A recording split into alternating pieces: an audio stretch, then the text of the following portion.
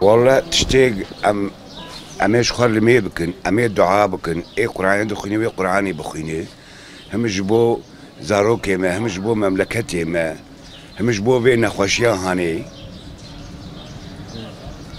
أبي كامل شبكن قادر جالسي قلت بقى قسمتي هالكسي وإن شاء الله خدتها ساقل سمتي بدي قام صادق جال ببينن. Şükürler olsun Yaradan'a bizi bu yılda Kadir Gecesi'ne ulaştırdı.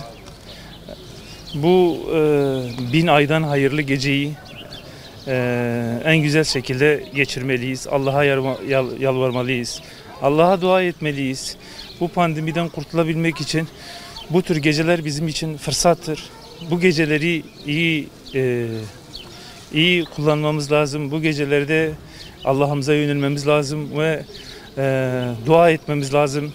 Bu hastalıktan, bu pandemiden bizi kurtarması için. خذ تعالى لما برحمة مع عفو بك وهي يوم ما تشبه بيجن في ليلة القدر رمضان الشريف خذ تعالى مع عفو بك أمي دعاء بك وأمي دعاء بك وأمي لميج بك وهي يوم ما ربي جور شرك. İnşallah Kur'an-ı Kerim tilavetiyle geçireceğiz, dualarla. Bir de Kadir Gecesi'nin tüm Müslümanların kurtuluşuna vesile olmasına dua edeceğiz inşallah. قوم إيمان آنية برب عظيم أم مشرفهم بقرآن